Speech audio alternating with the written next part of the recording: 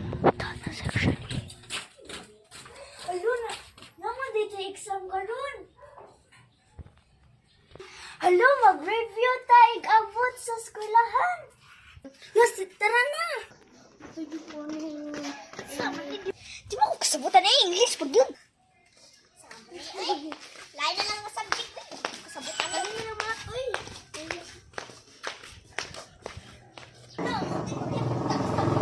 Science ka.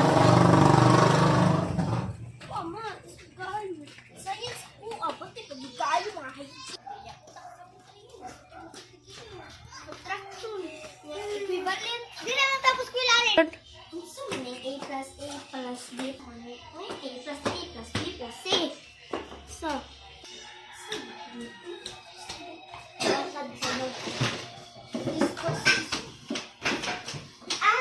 ay, may radyo nga. Nakakopy dyan katumba.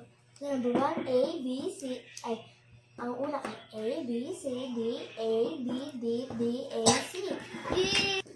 Number 1 is A, number 2 is B, number 3 is C, number 4 is D, number 5 is A, and 6 up to 9, 6 up to 8 is D, and 9 A, and 10 C. Ay, kabalon ako. A, B, C, D, A, D, D, D, A, C.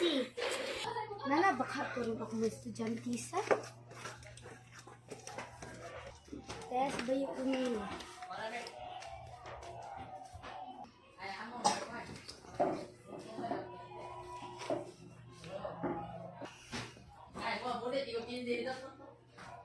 Good morning, class. Good